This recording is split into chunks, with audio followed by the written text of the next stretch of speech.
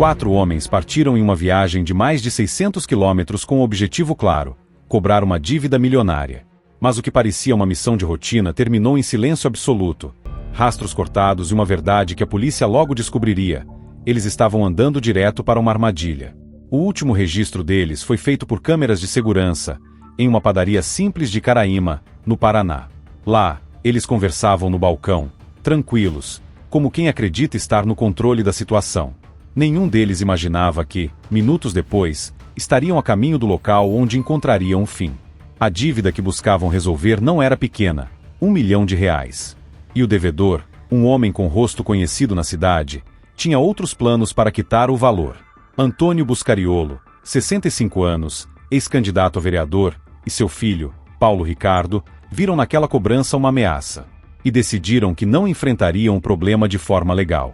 Segundo a investigação, o plano foi simples e cruel: atrair os cobradores para uma propriedade rural isolada e eliminar todos. Nenhuma negociação, nenhum acordo. Apenas silêncio definitivo.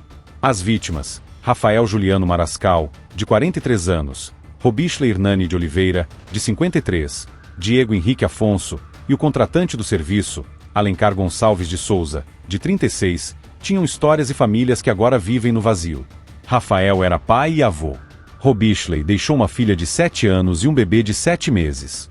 Diego, um profissional experiente, viajava para apoiar o grupo. Alencar, morador da própria cidade, conhecia o peso daquela dívida e buscava ajuda para recuperá-la. Todos, sem saber, já estavam dentro de um jogo armado para perder.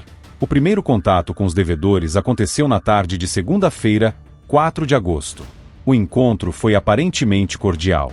Conversaram sobre a dívida, ajustaram detalhes e marcaram para o dia seguinte a continuação da conversa. Mas, nos bastidores, Antônio e Paulo já tinham decidido que não haveria pagamento. Na manhã seguinte, 5 de agosto, por volta das 10 horas, o grupo foi visto pela última vez. A imagem da padaria é um retrato cruel de ironia: rostos calmos, passos seguros, ignorando completamente que aquela seria sua despedida silenciosa. Logo depois, seguiram rumo à propriedade rural dos Buscariolo, no distrito de Vila Rica do Ivaí. Pouco depois do meio-dia, todas as famílias perderam contato. Telefones que antes tocavam passaram a cair direto na caixa postal. A primeira a reagir foi a esposa de Robichley. Ao perceber que já se passava um dia inteiro sem notícias, procurou a polícia em São José do Rio Preto para registrar o desaparecimento. A família de Alencar fez o mesmo. E o que parecia um sumiço isolado começou a ganhar contornos de algo muito maior. A investigação caiu nas mãos do delegado Gabriel Menezes, que logo percebeu inconsistências no caso. Um morador local e 3 homens de outro estado unidos por uma cobrança de alto valor em uma área rural. E todos desaparecem ao mesmo tempo? A probabilidade de coincidência era mínima. Na quarta-feira, policiais foram até a propriedade dos Buscariolo. Encontraram pai e filho tranquilos, colaborando de forma calculada. Eles confirmaram que conheciam as vítimas e que havia, de fato, uma negociação de dívida, mas tentaram se afastar da responsabilidade, alegando que o débito não era com eles, mas com outros familiares.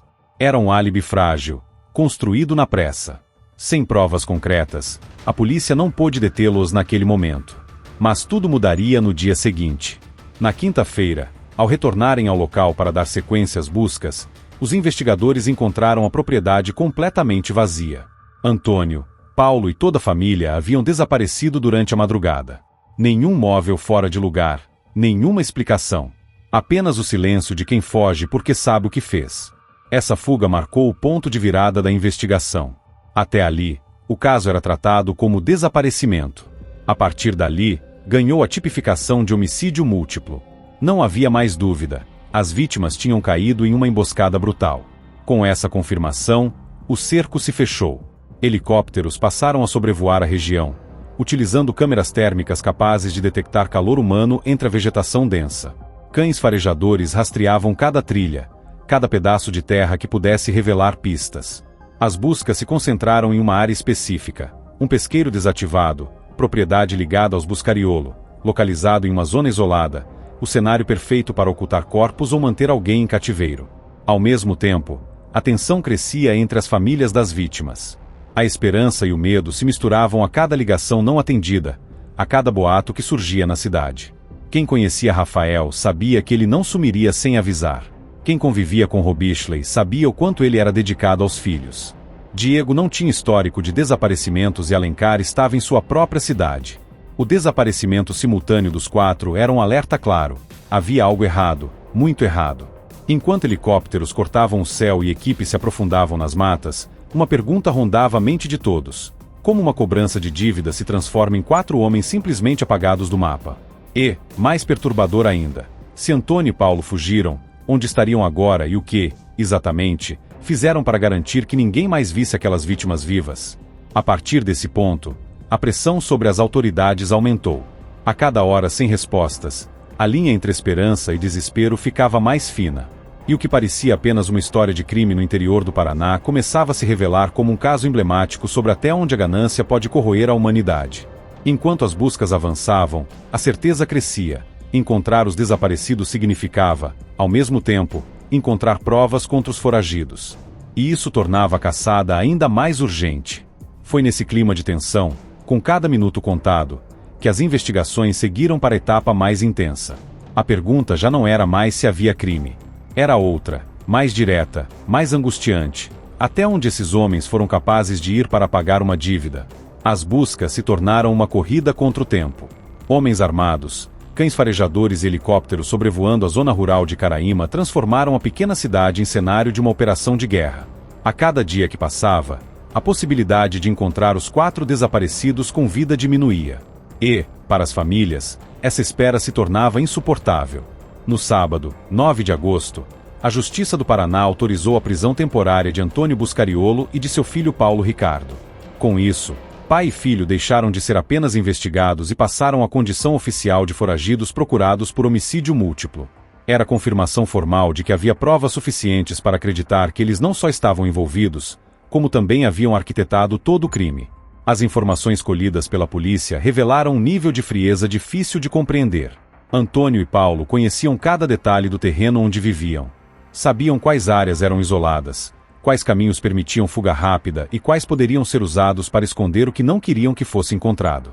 Nada no plano parecia improvisado, e é isso que mais assusta.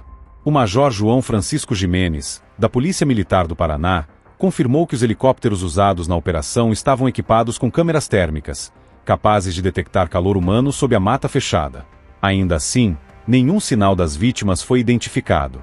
A busca, agora, já não era apenas por pessoas. Procurava-se também qualquer vestígio, roupas, objetos, marcas de luta.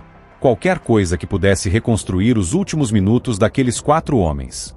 Enquanto isso, nas casas das vítimas, o silêncio era pesado. A esposa de Robishley tentava responder às perguntas insistentes dos filhos pequenos, que queriam saber quando o pai voltaria. Rafael, que era não apenas pai, mas também avô, tinha sua ausência sentida em cada refeição que não participou, em cada ligação que não fez. Diego e Alencar também deixaram famílias mergulhadas em incerteza. E é essa parte que não aparece nos boletins de ocorrência, o impacto real, humano, do crime. O caso, inevitavelmente, ganhou repercussão nacional. A soma de elementos, dívida milionária, emboscada, fuga dos suspeitos e o desaparecimento coletivo, chamou a atenção da imprensa e de autoridades de outros estados. A Polícia Civil do Paraná abriu canais de denúncia, incluindo o número 181, para receber informações anônimas sobre o paradeiro dos foragidos. Mas, enquanto o cerco se fechava, uma questão continuava sem resposta. Por que escolher o caminho do crime em vez de tentar negociar, parcelar ou buscar solução judicial? A dívida, embora alta, era resultado de uma negociação legítima de compra e venda de propriedade rural. Não havia nada que, do ponto de vista legal, justificasse uma reação tão extrema. Para investigadores e psicólogos criminais consultados pela reportagem, o que se desenha aqui é o retrato clássico de um comportamento frio, movido pela ganância e pelo desejo de eliminar o problema de forma definitiva. Pessoas comuns não planejam o desaparecimento de 4 homens para se livrar de uma dívida. E, quando fazem, não costumam parar para pensar nas famílias, nos filhos, no rastro de destruição emocional que deixam para trás. O impacto do crime em Caraíma é profundo. Uma cidade pequena, acostumada à rotina tranquila, agora vive sob a sombra de uma investigação que expôs sua vulnerabilidade. As buscas não se limitam mais ao município. Propriedades vizinhas, rios, Áreas de mata fechada e até localidades em outros municípios estão sendo vasculhadas. Para a polícia, cada dia que passa sem localizar os corpos é também mais um dia em que os suspeitos podem ganhar vantagem. Fugir para outro estado, cruzar fronteiras, criar novas identidades. Mas a história mostra que fugitivos carregam consigo mais do que um nome na lista de procurados. Carregam o peso da própria culpa. E, eventualmente, esse peso cobra um preço. O caso também expõe algo maior: a facilidade com que, em determinados contextos, a violência se sobrepõe ao diálogo. Aqui, não estamos falando apenas de 4 desaparecidos e 2 foragidos. Estamos falando de um cenário em que a vida humana se torna moeda de troca, descartável diante de interesses financeiros. Enquanto helicópteros continuam cruzando o céu e cães seguem farejando pistas, o país acompanha um suspense em tempo real. A cada boletim da polícia, as famílias renovam a esperança e, ao mesmo tempo, enfrentam o medo do que pode vir com a próxima notícia. Rafael, Robichley, Diego e Alencar não voltaram para casa. Seus nomes agora estão ligados a uma investigação que mexeu com toda a comunidade. E, embora a captura de Antônio Paulo possa trazer respostas, ela dificilmente trará alívio completo. Porque certas ausências não se preenchem com prisões ou condenações. Talvez a maior questão, no fim, seja essa: até onde alguém é capaz de ir para não pagar uma dívida? E quantas pessoas inocentes podem ser arrastadas para o abismo junto com essa decisão? E, em meio a tantas perguntas, a única certeza que permanece é a de que o tempo está correndo. E, para alguns, ele pode já ter acabado.